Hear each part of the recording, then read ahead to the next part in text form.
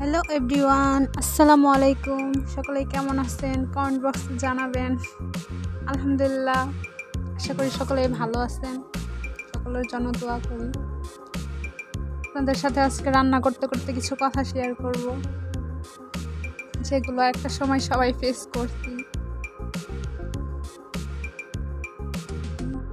বন্ধু বান্ধব এমন একটা জিনিস, একটা নেশা।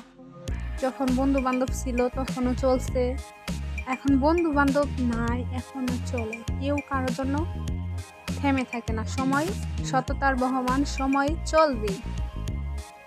কিন্তু কিছু স্মৃতি যেগুলা মনে থাকে, যেগুলা স্মরণীয় হয়ে থাকে, তাদের কথা মনে পড়ে যে আমার এমন একটা বন্ধু বান্ধব ছিল, বান্ধবী ছিল, যাদের সাথে সবসময় আড্ডা দিতাম, কথা বলতাম, মজা করতাম। জাস্ট এগুলাই। মেয়েদের বিয়ে হওয়ার পরে তাদের আত্মীয় স্বজন সকলের কাছ থেকে দূরত্ব বেড়ে যায়, এটা সবাই জানে। কিন্তু এমন কিছু কিছু বন্ধুত্ব আছে যেগুলা বিয়ে হওয়ার পরেও দূরত্ব থাকে না, সম্পর্ক টিকে থাকে, ভালো থাকে, বন্ডিং ভালো থাকে। কিন্তু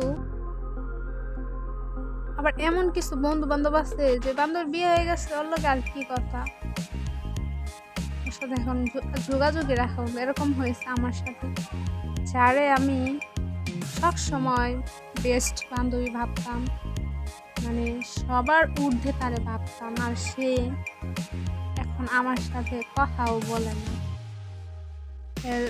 আমিও বলি না, কারণ যে আমার সাথে কথা বলে না, আমি তার সাথে কেন কথা বলবো।